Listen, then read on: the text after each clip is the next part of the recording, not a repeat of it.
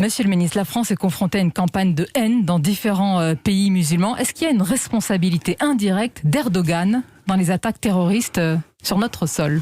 Dans les relations avec la Turquie, nous avons des divergences profondes depuis plusieurs années qui nécessitent de la part des autorités turques des clarifications, surtout quand il s'agit d'un allié, puisque je rappelle que la Turquie est membre de l'Alliance Atlantique. Un allié ?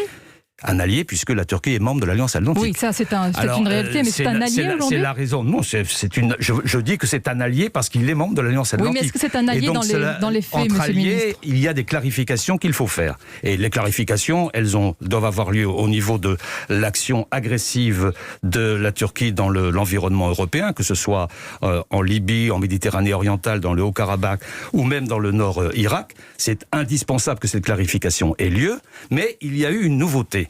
Laquelle ? Depuis quelques jours, nous avons changé de nature dans les discours du président Erdogan à notre égard et à l'égard de l'Europe.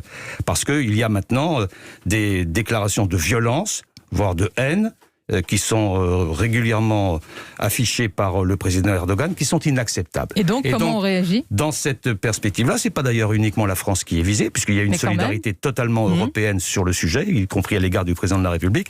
Nous voulons très, très fermement que la Turquie renonce à cette logique-là. Et si d'aventure ce n'était pas le cas, le Conseil européen, c'est-à-dire ce conseil qui réunit les chefs d'État et de gouvernement des 27 membres de l'Union européenne, a décidé qu'à sa réunion de décembre, il prendrait les mesures nécessaires à l'encontre des autorités turques. Donc il importe. C'est-à-dire, quelles mesures nécessaires ? Monsieur le ministre, on parle d'un pays qui tient les djihadistes à la frontière syrienne. On parle d'un pays sur lequel on n'a pas de moyens de pression pour le moment. Il y a des moyens de pression, il y a un agenda de sanctions possibles.